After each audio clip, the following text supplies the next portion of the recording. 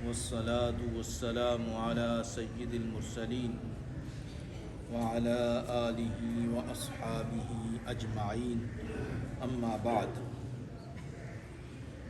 فأعوذ بالله من الشيطان الرجيم بسم الله الرحمن الرحيم وقضى ربك ألا تعبدوا إلا إياه وبالوالدین احسانا صدق اللہ العظیم۔ ہم بہت جمعوں سے حقوق کے موضوع پر گفتگو کا سلسلہ جاری تھا۔ جو ہماری گفتگو میں شامل ہوتے ہیں انہیں علم ہے کہ ہم بہت عرصہ سے حقوق کے متعلق گفتگو کر رہے ہیں۔ مختصراً یہ ہم پھر بات کرتے ہیں کہ حقوق یہ حق کی جمع ہے، اور حق کا معنی ہے وہ ذمہ داری جو اللہ اور اس کے رسول صلی اللہ علیہ وسلم لوگوں پر ڈالیں اور لوگ ان حقوق کی پاسداری کریں اور ان پر عمل کریں۔ یہ اللہ اور اس کے رسول کی طرف سے حقوق ذمہ داریاں لاگو ہوتی ہیں اور ہر شخص پر لاگو ہوتی ہیں، اور اس کے متعلق جو ان حقوق کو نہیں نبھائے گا، پورا نہیں کرے گا، ذمہ داری پوری نہیں کرے گا، اللہ اور اس کے رسول ان سے سوال کر سکتے ہیں کہ یہ ذمہ داری دنیا میں ہم نے تم پر لاگو کی تھی، اس ذمہ داری کو تجھ پر واجب کیا تھا، تو نے اس ذمہ داری کو پورا کیوں نہیں کیا؟ اور اس میں ان حقوق میں سب سے پہلے جو ہم گفتگو کر رہے تھے وہ والدین کے حقوق تھے کہ اولاد پر والدین کے حقوق کیا ہیں۔ بڑی تفصیل کے ساتھ قرآن مجید میں اور احادیث مبارکہ میں اولاد پر جو والدین کے حقوق ہیں، ذمہ داریاں ہیں، ان کے متعلق گفتگو کی ہے۔ ارشاد فرمایا وَقَضَىٰ رَبُّكَ اللہ تعبدوا الا ایاہ، فرمایا تمہارے رب نے حکم دیا، پہلا حکم ارشاد فرمایا وَقَضَىٰ رَبُّكَ، تمہارے رب نے یہ حکم دیا ہے، فیصلہ کر دیا ہے، اور یہ پوری کائنات کے لیے فیصلہ ہے، اللہ تعبدوا الا ایاہ، عبادت صرف اور صرف اللہ کی ہے، اللہ کے علاوہ کسی کے سامنے سجدہ ریز نہیں ہوں گے۔ کائنات کے لیے یہ حکم ہے۔ وَقَضَىٰ رَبُّكَ، آپ کے رب نے یہ حکم دے دیا ہے، فیصلہ کر دیا ہے کہ کسی کا سر جھکے تو صرف ایک اللہ وحدہ لا شریک کے لیے، باقی کسی کے سامنے سر نہیں جھکنا چاہیے۔ پھر ساتھ ہی یہ ارشاد فرمایا، آپ دیکھیں کہ یہ جو بعد والا حکم ہے کتنا اہم حکم ہے، کہ پہلے وہ حکم دیا جا رہا ہے کہ عبادت صرف اللہ کی ہے، اور اللہ نے اپنے ساتھ کن حقوق اور کن ذمہ داریوں کا ذکر فرمایا، وہ ذمہ داریاں کتنی اہم ہوں گی جن کا حکم دیا جا رہا ہے۔ فرمایا وَبِالْوَالِدَيْنِ احسانا، فرمایا اپنے والدین کے ساتھ احسان کرو، نیکی کرو۔ ایک اور مقام پہ ارشاد فرمایا وَوَصَّيْنَا الْإِنسَانَ بِوَالِدَيْهِ إِحْسَانًا، فرمایا ہم نے انسانوں کو حکم دے دیا۔ یہ دیکھیے انسان کا لفظ استعمال فرمایا، اہل ایمان نہیں فرمایا کہ صرف اہل ایمان کے لیے یہ حکم ہے، نہیں، یہ نہیں ارشاد فرمایا۔ فرمایا ہم نے انسانوں کو حکم دے دیا، انسانیت بلکہ انسانیت کو حکم دے دیا۔ کیا؟ ہم نے وصیت کی کہ اپنے والدین کے ساتھ احسان کرنا۔ ایک اور مقام پہ ارشاد بنی اسرائیل کا ذکر کرتے ہوئے فرمایا وَإِذْ أَخَذْنَا مِيثَاقَ بَنِي إِسْرَائِيلَ لَا تَعْبُدُونَ إِلَّا اللَّهَ، فرمایا ہم نے بنی اسرائیل سے، یہودیوں سے ہم نے وعدہ لیا تھا اور ہم نے حکم دیا تھا لا تعبدون الا اللہ، اللہ کے سوا کسی کی عبادت نہ کرنا، عبادت صرف اللہ کی ہے، عبادت صرف اللہ کی ہے۔ شرک کسی کو کہتے ہیں، اگر اللہ کے ساتھ کسی کی عبادت کی تو یہ شرک ہے۔ اللہ کے ساتھ کسی کی عبادت کی تو کیا ہے؟ یعنی اللہ کے ساتھ کسی کو برابر کا شریک کیا، شریک کہتے ہیں، شریک کیا، یہ شرک ہے۔ اصل حقیقی شرک یہی ہے۔ ویسی زبان سے جو شرک کی تعریف ہے، تعریف تو اس کی سنے، تعریف اس کی کیا ہے شرک کی؟ ہر بات کہنے سے شرک تو نہیں بنتا۔ شرک کیا ہے کہ اللہ کے ساتھ کسی کی عبادت کرنا، اللہ کا شریک مان کر کسی کی عبادت کرنا، یہ شرک ہے، شرک کہلاتا ہے۔ تو ارشاد فرمایا کہ ہم نے بنی اسرائیل سے، یہودیوں سے یہ وعدہ لیا تھا، پکا میثاق لیا تھا۔ میثاق پکے وعدے کو کہتے ہیں۔ ہم نے پکا وعدہ لیا تھا لا تعبدون الا اللہ، اللہ کے علاوہ کسی کی عبادت نہ کرنا۔ ساتھ ہی یہ ارشاد فرمایا وَبِالْوَالِدَيْنِ احسانا، سورہ بقرہ میں فرمایا، ساتھ ہی ارشاد فرمایا کہ والدین کے ساتھ حسن سلوک کرنا۔ تو آپ بات سمجھ رہے ہیں نا کہ یہ اتنی اہم ذمہ داری ہے اولاد پر، والدین کے ساتھ حسن سلوک کرنا۔ اب یہ حسن سلوک کیا ہوتا ہے؟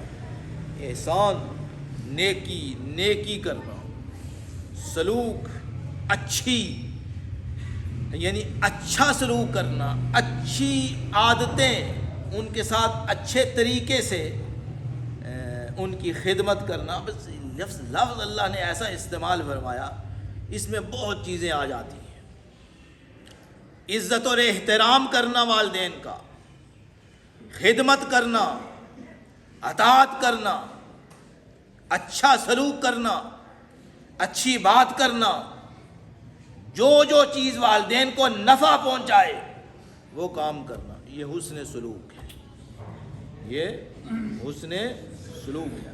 حسن سلوک دیکھیں یہ لفظ اللہ نے کیسا ارشاد، یہ ساری کی ساری اس میں چیزیں آ جاتی ہیں۔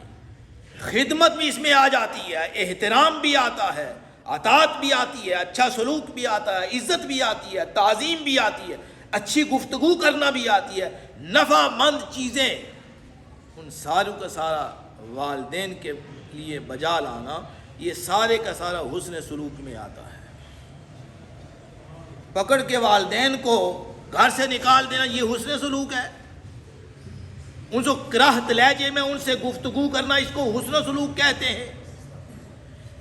تلخ لہجے میں ان سے گفتگو کرنا، اسے حسن سلوک کہتے ہیں۔ ان کی بات نہ ماننا، اسے حسن سلوک کہتے ہیں۔ اس کو حسن سلوک نہیں کہتے۔ حسن سلوک کا دائرہ بہت وسیع ہے، ہر آدمی خود سمجھتا ہے کہ حسن سلوک کیا ہوتا ہے۔ اچھا سلوک کرنا، اچھی عادتیں اپنانا، ان کے لیے اپنا آپ اچھا کر کے پیش کرنا، یہ حسن سلوک میں بہت چیزیں آتی ہیں۔ بات سمجھ رہے ہیں؟ اللہ نے اس کی تفصیل کے ساتھ گفتگو فرمائی ہے اس کے بارے میں، اس لیے کہ انسان سب سے زیادہ جن شخصیتوں کا ممنون ہوتا ہے، شکر گزار ہوتا ہے اللہ کے بعد، وہ والدین ہیں۔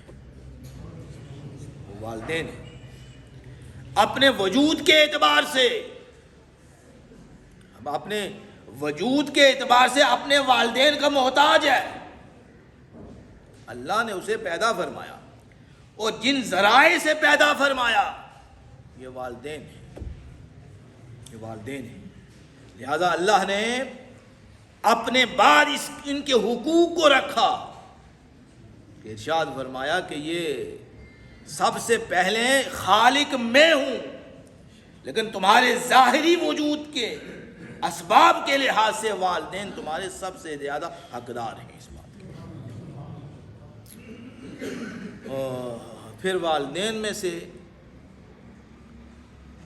والدین دو ہوتے ہیں نا، ایک والد ہوتا ہے ایک والدہ، یہی ہے، ایک والد ہوتا ہے ایک والدہ، اور والدین میں سے دونوں میں سے سب سے زیادہ حسن سلوک کا مستحق وہ والدہ ہے۔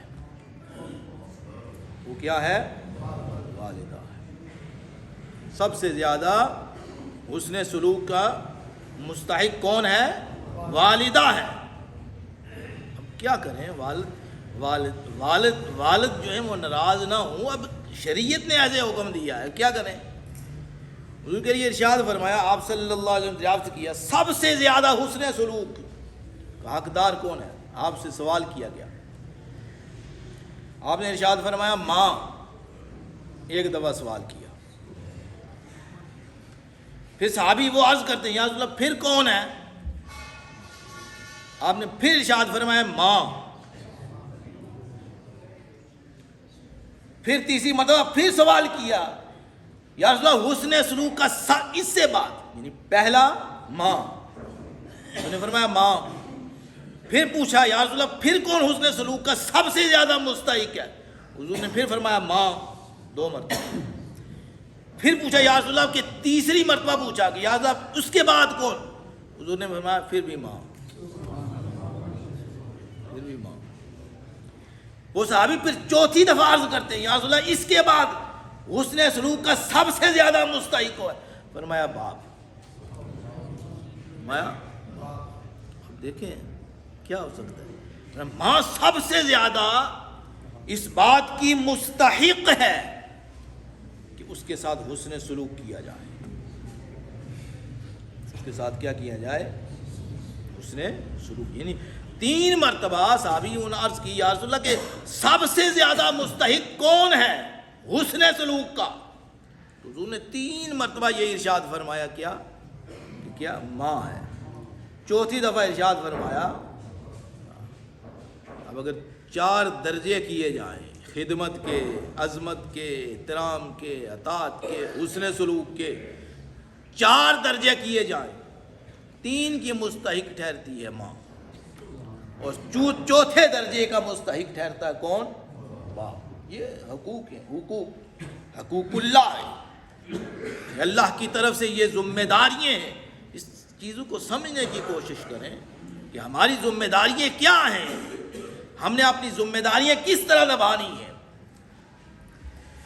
ہاں پھر ارشاد فرمایا، ایک اور مقام پہ ارشاد فرمایا بڑا تفصیل کے ساتھ، فرمایا وَوَصَّيْنَا الْإِنسَانَ بِوَالِدَيْهِ حَمَلَتْهُ أُمُّهُ، فرمایا ہم نے انسانوں کو وصیت کی کہ وہ کیا کریں؟ والدین سے حسن سلوک کریں۔ یہ فرمانے کے بعد پھر ارشاد فرمایا اس کی ماں نے اسے تھک تھک کر اپنی صحت کو کمزور کر کے اس نے اسے پالا ہے۔ وَفِصَالُهُ فِي عَامَيْنِ، اور اس کے بعد اس نے بچے کو 2 سال تک دودھ پلایا ہے۔ 2 سال اس کا ذکر ہے، 2 سال تک دودھ پلایا۔ اب یہ تینوں مدتیں جو ہیں نا، 2 مدتیں جو ہیں، ایک تو اپنے پیٹ میں رکھنا اور دوسرا دودھ پلانا، ان 2 چیزوں کو اللہ نے تفصیل کے ساتھ ذکر فرمایا۔ فرمایا اتنے عرصہ تک اس نے اپنے پیٹ میں رکھا، اور جب پیٹ سے باہر آیا تو فرمایا 2 سال تک وہ اپنا دودھ پلاتی رہی۔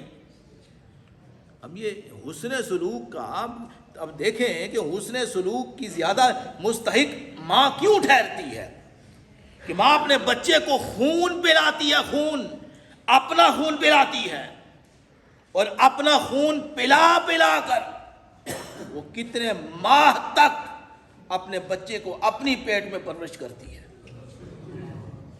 پھر اللہ نے اس کا ذکر فرمایا کہ اپنی طاقت کو گھٹا کر، اس کی طاقت تو ادھر جا رہی ہے، بچے کی طرف جا رہی ہے، فرمایا سہ سہ کر، پیٹ میں رکھ رکھ کے اور ناقابل برداشت مشقت اٹھا کر پھر اپنے خون کا ایک لوتھڑا اس کو اس نے اپنے پیٹ میں رکھا، غذا دی، پھر جب باہر آیا دودھ پلایا، اپنی راحت کو قربان کیا، اپنی مہربانیوں کو قربان کیا، اپنے سکون کو قربان کیا، اپنے سکون کو برباد کیا، اس کے لیے، اس بچے کے لیے، اس بچے کے لیے ہر خوشی اس پہ قربان کر دی۔ تو اللہ نے اس کا ذکر فرمایا حملتہ امہ کرہن، فرمایا کہ اس نے، ماں نے اسے اٹھایا کرہن، مشقت میں، ووضعتہ کرہا، اور پھر اس نے وضع کیا، کیا دنیا میں وہ آیا بچہ، فرمایا بڑی مشقت سے آیا، بڑی مشقت سے آیا۔ سبحان اللہ، یہ جب اس کا اندازہ کیا جائے نا 30 ماہ بنتے ہیں، اس لیے کہ کم از کم مدت جو بچے کی ماں کے پیٹ کیا وہ 6 ماہ ہے، 6 ماہ، زیادہ ہے، 9 ماہ، اس سے بھی زیادہ ہو سکتی ہے، لیکن عموماً جو ہے 9 ماہ ہے، اس سے کم بھی تھوڑی سی ہوتی ہے، لیکن اللہ نے اس کا ذکر جو قرآن مجید میں فرمایا وہ فرمایا کہ 6 ماہ اور 2 سال تک دودھ پلانا اس کا، فرمایا وَحَمْلُهُ وَفِصَالُهُ 30 شہرا، 30 مہینے، فرمایا اس 30 مہینوں میں یہ ماں اپنے بچے کے ساتھ لگی رہی، 30 ماہ، میں اس کس طرح کی اس کی نے مشقت اٹھائی، فرمایا اس لیے ہم نے کہا کہ سب سے زیادہ حسن سلوک کی مستحق تمہاری ماں ہے، تمہاری ماں ہے۔ ہائے ہائے کیا باتیں ہیں، سبحان اللہ۔ پھر آگے ارشاد فرمایا اسی آیت مبارکہ میں، فرمایا اما یبلغن، یہ بڑی تفصیل کے ساتھ ہیں، یہ احکامات ہیں، ان کا جس کی ذمہ داری ہے وہ ان حقوق کو بڑی تفصیل کے ساتھ قرآن اور حدیث سے پڑھے اور سوچے اور سمجھے کہ تمہارے اولاد پر یہ والدین کے حقوق ہیں، اولاد پر یہ والدین کے حقوق ہیں، والدین پر بھی اولاد کے حقوق ہیں، اس کی تفصیل کے ساتھ ہم آگے چل کر اس کا ذکر کریں گے۔ والدین پر بھی اولاد کے حقوق ہیں، یہ اب اولاد پر والدین، اب اولاد پر حقوق ہیں کس کے؟ والدین کے، اور والدین پر بھی حقوق ہیں کس کے؟ اولاد کے۔ یہ وہی والدین تھے جو اپنے بچوں کو قتل کر دیا کرتے تھے، ایسی باتیں کرتے ہیں۔ ہماری تاریخ ہے، تاریخ ہماری انسانیت کی تاریخ ہے کہ ہم اپنے بچوں کو کیا کرتے تھے؟ زندہ در گور کرتے تھے، زندہ گور میں تو تب ڈالا جاتا ہے جب مر جائے، تو ہم اپنے بچوں کو زندہ در گور کرتے تھے۔ تو اس اسلام نے ہمیں ہدایت دی، اس کا رزق تمہارے ذمہ نہیں ہے، ہم رزق دے رہے ہیں اس کا، ان کو کیوں قتل کر رہے ہیں؟ یہ دوسری ہے نا، یہ ابھی ہم اس آگے چل کے ہم والدین پر جو اولاد کی ذمہ داریاں ہیں اس کا ذکر فرمائیں گے، تاکہ ہمیں معلوم ہو کہ ہمارے حقوق کیا ہیں، ہماری ذمہ داریاں کیا ہیں۔ تو آگے ارشاد فرمایا، اولاد کے لیے ارشاد فرمایا اما یبلغن عندک الکبر احدہما او کلاہما، فرمایا کہ اگر ان دونوں میں سے والدہ اور والد دونوں یا ان میں سے کوئی ایک بوڑھے ہو جائیں، کیا باتیں ہیں، سنہری اصول ہیں، فرمایا دونوں میں سے ایک یا دونوں بوڑھے ہو جائیں، فلا تقل لہما اف، انہیں اف بھی نہ کہو، انہیں اف کی تعریف جو ہے یہ مفسرین نے بہت کیا، اف کا معنی کیا ہے؟ اب اس کی انتہائی مختصر اور انتہائی جامع تعریف یہی ہو سکتی ہے کہ زبان سے ایسا کوئی جملہ نہ نکالیں جس کی وجہ سے والدین کو تکلیف پہنچتی ہے۔ اور علماء نے یہ بھی فرمایا، مفسرین نے، اف یہ ہم پھونک مارتے ہیں نا،